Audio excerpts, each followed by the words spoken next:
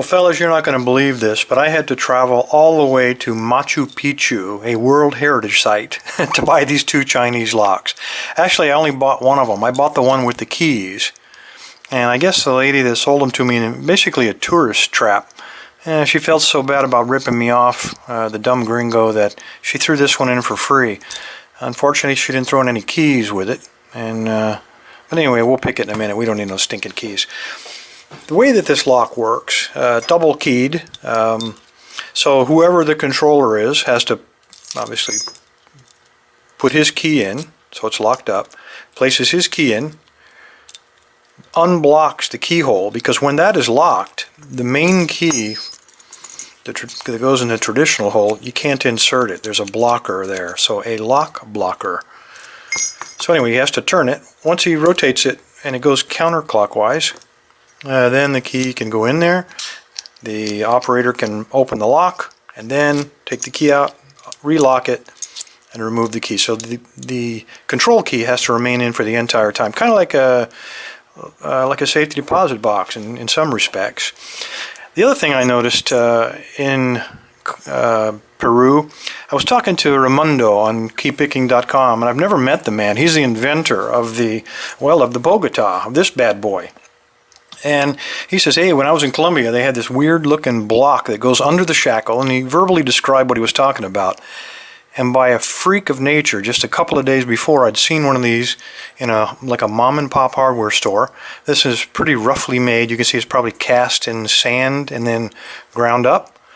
And the way it works is you find the lock. They come in about 3 different sizes. You slide it on there, and then,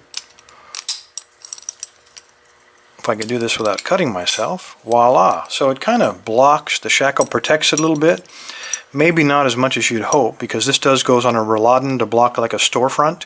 So the hasp would actually go here and kind of protect that part of the shackle. The rest of it would have this little coat of armor almost, but because this is made of brass, it really wouldn't provide a lot of protection, but it might be wide enough so you couldn't get your snippers on there to snip it open. But anyway, that's how that works. Kind of cool little toy they got there. It's just a freak that Raimundo mentioned it that very day that I had bought one. Anyway, let's see if we can pick this thing. We don't need any stinking keys. Let's pick the one that the lady didn't give us keys to. So first of all, we need to pick the control lock.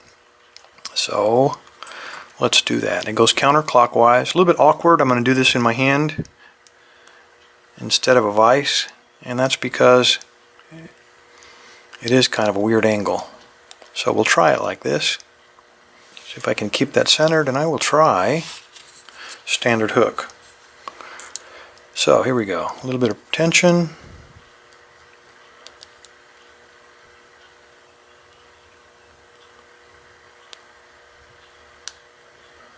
That was pin 2. Pin 3.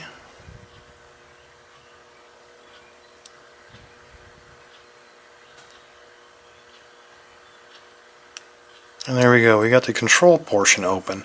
So now let's go ahead and figure out how to pick the normal lock. And it goes regular clockwise. So we'll just try the same old trick. We'll use top of the keyway. Again, holding my hand, I'll apply a little tension with my thumb, and I'll try something with a little bit, because I got more room to work with here. I will try standard. It is the Peterson gem, but it's a 15 thousandths. So let's see if we can make this work. Find a binder. Pin 1.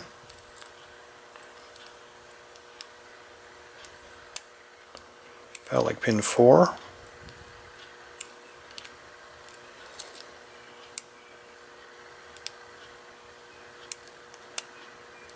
Like pin 5.